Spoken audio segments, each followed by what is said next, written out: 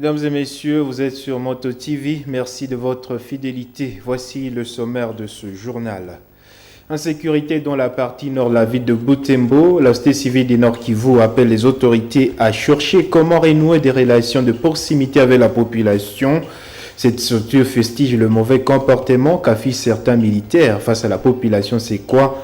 Où sont reportés des actes de mégarde commis par des éléments de l'armée.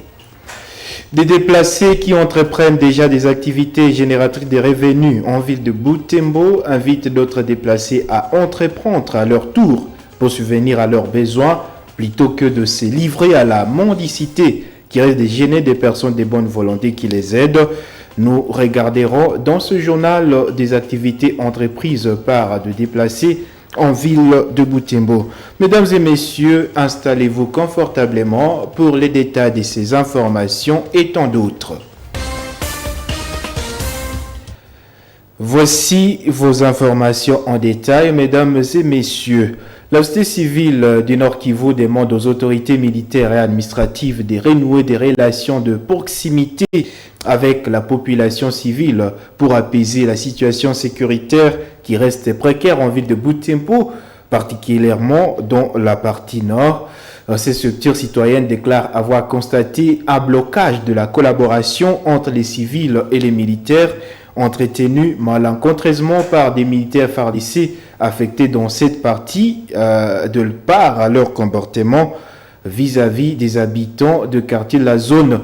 Edgar Mateso, premier vice-président de la société civile du Nord Kivu, s'est exprimé dans un point de presse ce jeudi 19 janvier au bureau de la société civile en ville de Butembo. Ces propos ont été recueillis par Nelly Mongué-Chali. À côté de ces cas de meurtre, la société civile n'a cessé d'être alertée sur les cas récurrents de viols de femmes, d'occupation illégale des parcelles, des militaires qui sont en train d'occuper les parcelles des civils et ils les habitent vraiment comme on dirait des propriétaires. Et quand les propriétaires arrivent, il y en a qui sont en train de construire des maisonnettes dans la même parcelle sans permission ou occuper une des chambres de la parcelle, ce qu'on appelle communément en jargon local les châteaux. Et les militaires restent dans ces maisons en train de l'occuper et la population a peur de cohabiter avec ces genres de militaires qui viennent habiter sans permission ni autorisation des propriétaires de la parcelle. D'ailleurs, la population est en train d'alerter sur des probables enterrements clandestins dans la position militaire de Mihaki. La situation de Butembo, en tout cas nous demandons aux autorités militaires et aux autorités administratives de renouer le mariage civilo-militaire, renouer la proximité avec la population, et cela en relevant les militaires qui sont commis dans la partie nord. Parce qu'ils sont en train vraiment de commettre des cas de violation très graves contre les civils, et nous pensons qu'il faut les enlever de là et les amener dans d'autres endroits. Sinon, ils risquent de se réveiller un moment quand la population a décidé de ne plus coopérer avec son armée. Administration en ville de Butembo, l'inspecteur provincial adjoint de la territoriale au Nord Kivu appelle les agents de la commune Rulamba en grève à reprendre le travail. Faisant partie de la commission d'enquête, il annonce que son équipe a déjà remis le rapport de la commission au maire officier de la police, à qui émane autorité des tranchées sur les irrégularités dénoncées par ses agents vis-à-vis de leurs chefs hiérarchiques, leur bourgmestre. Bouanakawa Martin précise que le travail de la commission ne se fait jamais à la hâte, comme les grévistes l'auraient attendu. Il les appelle à l'apaisement et à avoir confiance à la commission d'enquête et à l'autorité urbaine qui l'a mandaté. Il s'est exprimé à la caméra de Moto TV tenue par Samuel Wainda.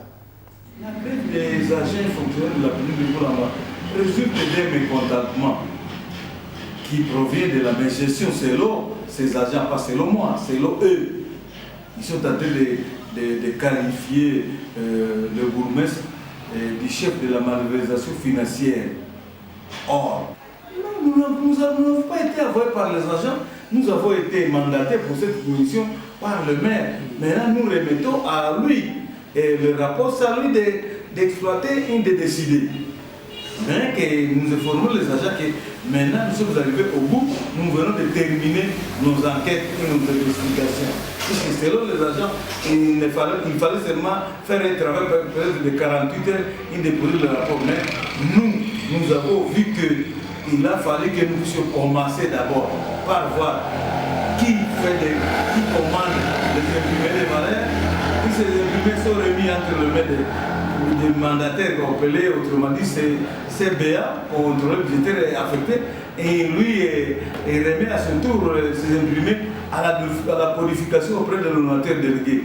L'ODR va voir ça aussi à la comptabilité. Et la comptabilité remet maintenant au percepteur.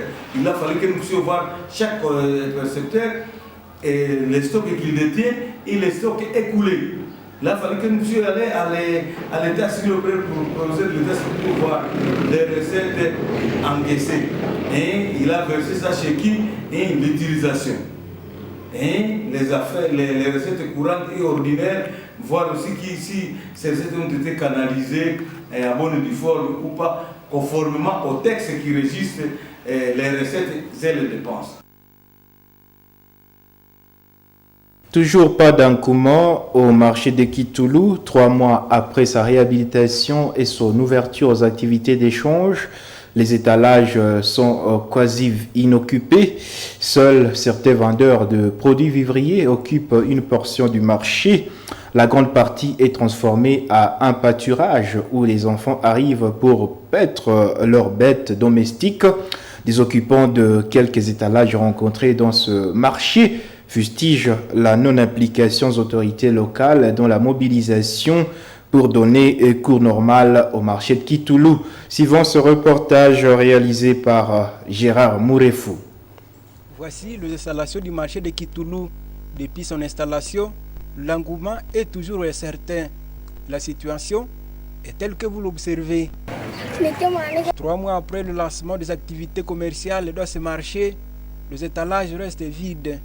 C'est cette petite partie du marché qui est occupée par des vendeuses de produits vivriers, tandis que la grande partie du marché est occupée par des bergers qui arrivent pour nourrir les bêtes.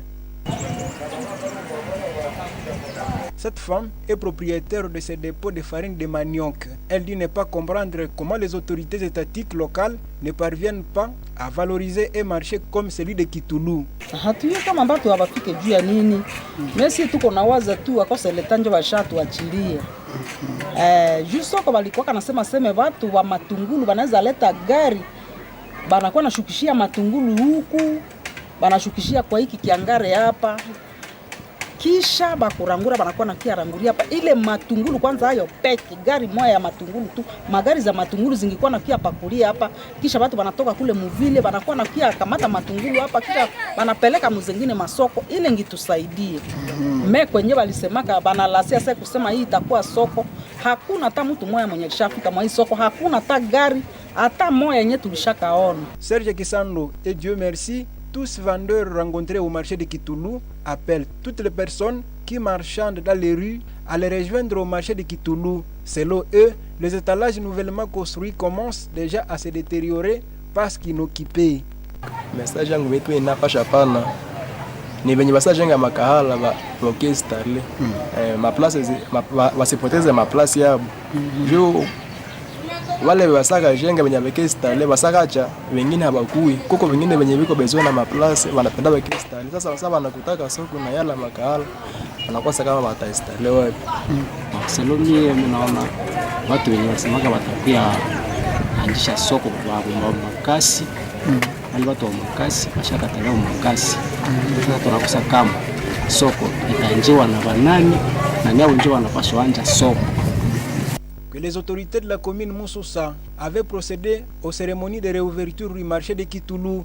Dans ces propos, le bourgmestre de Moussoussa avait promis que tous les vendeurs de produits commerciaux qui restent sur les riz seront tous renvoyés au marché de Kitoulou et que ce marché servira comme entrepôt de tous les aliments de première nécessité. Cependant, jusqu'à aujourd'hui, les étalages restent vides. Restons en ville de Butembo, cette fois-ci en page éducation. La demi-finale du concours d'éloquence des écoles de la ville de Butembo, organisée par la Fédération des débatteurs sans frontières, a eu lieu ce jeudi 19 janvier. Les élèves de l'Institut de Katoa ont perdu devant l'Institut Mutiri. Cette phase de demi-finale s'est jouée dans la salle de l'Institut de Katoa. Suivant ce reportage de Delphin Wea. Les élèves des écoles retenues pour jouer la phase de demi-finale sont venus nombreux dans la salle de spectacle pour soutenir leurs joueurs. À gauche, les élèves de l'Institut de Katoa et l'école adverse, l'Institut Mutiri. La première rubrique est consacrée au débat. Le sujet du jour est intitulé « Seule la guerre peut amener la paix durable en RDC ». Les représentants de l'Institut Mutiri étaient contre cette affirmation. Dans les débats, ils ont pris les dessus sur l'Institut de Katoa qui avait affirmé cette thèse. Pour les rubriques suivantes, l'orthographe et la conjugaison, les élèves de l'Institut Mutiri ont encore battu leurs adversaires. Après la délibération du jury à huis clos, ils ont été proclamés vainqueurs. 1. L'Institut de Katoa a obtenu 24 sur 40 au débat, 15 sur 20 en orthographe, 10 sur 20 en conjugaison et 10,7 sur 20 pour le public, ce qui fait un total de 59,7 points sur 100. 2. L'Institut Mutiri a obtenu 24,8 sur 40 au débat, 16,25 sur 40 en orthographe, 10 sur 20 en conjugaison et 15,1 sur 20 pour le public, ce qui fait un total de 66,15 points sur 100. Ainsi, en attendant une éventuelle contestation, ce résultat dans les 48 heures qui suivent, proclamons provisoirement l'Institut Mutiri comme le gagnant du match à défaveur de l'Institut de Katoa. L'Institut Mutiri a ainsi validé ce billet pour jouer la finale. Ils joueront contre l'Institut de Butembo. La date de la finale, fixée initialement pour le 19 février 2023, a été repoussée car elle est tombée dans la période des examens. Le gagnant d'entre ces deux finalistes représentera la ville de Butembo au concours national d'éloquence au mois d'avril.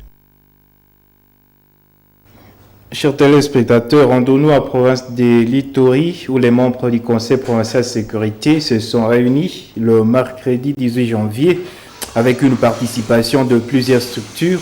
Cette assise a tablé sur plusieurs sujets dont la situation sécuritaire sur l'ensemble de la province. Au cours de cette séance, le gouverneur de l'Ituri, le gouverneur de l'Ituri et son conseil de sécurité ont reçu les groupes armés Mapizaïr. Ces groupes est venu exprimer son souhait d'adhérer au processus de paix de Nairobi sur les pas des autres groupes armés qui ont accepté de suivre ce schéma. Nous suivons de détails dans ce reportage réalisé par la presse du gouvernorat de l'Ituri. Le gouverneur militaire de l'Ituri, le lieutenant-général Luboyanka Johnny, a présidé ce mercredi la réunion extraordinaire du comité provincial de sécurité avec la participation de la FEC, le transporteur, le pétrolier de la province de l'Ituri. Au menu de leur échange, la prise en charge des patrouilleurs, la sécurité sur les axes routiers de la RN4, RN27, les routes provinciales et locales, ainsi que l'avancement de travaux d'asphaltage de la voirie urbaine.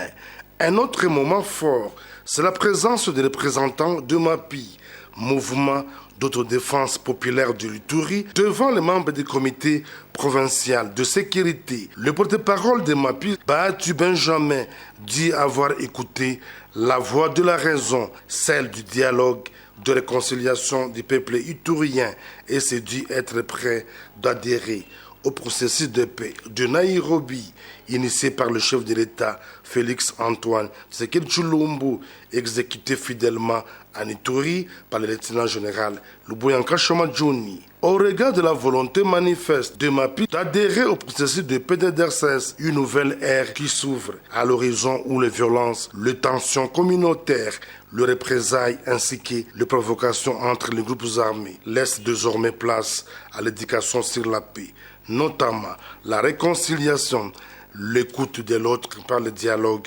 communautaire, moyen pacifique pour résoudre le conflit, tel que voulu par le président de la République, Félix Antoine Tshisekedi Tshilombo, dont l'objectif ultime est la restauration de l'autorité de l'État et le développement de l'Ituri, où les fils et filles sont appelés à la cohabitation pacifique. Revenons en ville de Butembo, juste pour ce reportage annoncé au sommaire. Des déplacés vivant en ville de Butembo ont choisi d'entreprendre pour survivre. Grâce aux petites activités génératrices de revenus, ils gagnent leur pain quotidien. Des déplacés rencontrés ce jeudi 9 janvier sont satisfaits de leur rendement, petit soit-il. Ils invitent d'autres déplacés qui croisent encore les bras à leur emboîter le pas en attendant que la paix revienne dans leur milieu de vie naturel. Nous suivons ce reportage réalisé par Eugénie Mousseverois et Croyante Bihamba. Ici, au marché de Kisoko, à Mutsanka, vivent plusieurs déplacés de guerre venus en majorité du territoire de Beni. Ils vivent misérablement et survivent de dons. Fatigués de dépendre à tout moment de dons, certains d'entre eux ont entrepris de petites activités génératrices de revenus. Baraka Mufujo est déplacé de guerre, venu de Komanda il y a 3 ans. Père de famille de 4 enfants, il s'est lancé dans la coiffure d'âme. Ce jeudi 19 janvier, nous l'avons rencontré en plein travail. Baraka coiffe ses clients ici même en plein air, mais il se déplace. S'il est appelé à suivre un client, il est fier de son métier, petit soit-il. Il gagne ainsi son pain quotidien. Ce métier est pareil à d'autres. Je coiffe selon la convention et je vais partout où on m'appelle. Je gagne souvent selon les circonstances. J'ai une grande clientèle pendant la période de festivités de fin d'année et pendant la période de fête des femmes, telle au mois de mars. J'invite d'autres à entreprendre.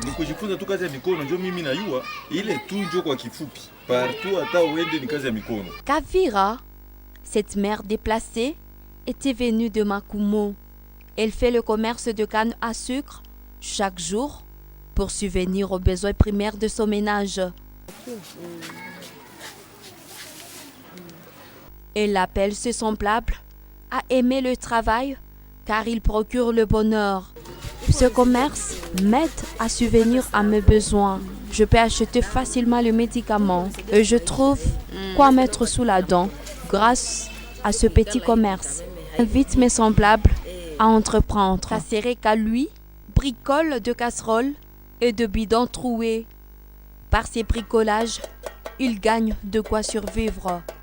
Usiku kwanja kunakuwa nikisapata machungu naweza bandika machungu karibia sisi hivi. Usiku nikibandika machungu sisi na batalipa karibia 6000 francs. Ou bien nikisaidia ananipa 5000 francs. Par jour, je parviens à bricoler 6 casseroles moyennant 6000 francs. Pour le tank, on me donne plus. Pour le bidon, je ne suis pas encore habitué à ce commerce, mais je m'en sors quand même.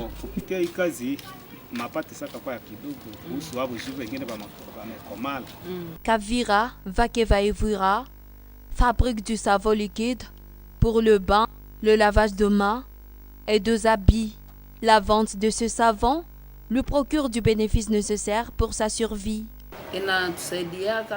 Ce savon liquide nous aide énormément. Toutefois, nous souhaitons avoir une grande clientèle afin que nous puissions trouver bons bénéfices et cela nous aidera à subvenir à nos besoins. Vivre en train de quémander n'est pas du tout bon, mais lorsqu'on est en mesure de faire quelque chose, c'est important vraiment. Butembo héberge plusieurs déplacés EAFI le massacre des civils par les ADF Nalou en territoire de Béni. Chères téléspectatrices, chers téléspectateurs, c'est la fin de ce journal. Merci à vous toutes et à vous tous de l'avoir suivi. Au revoir.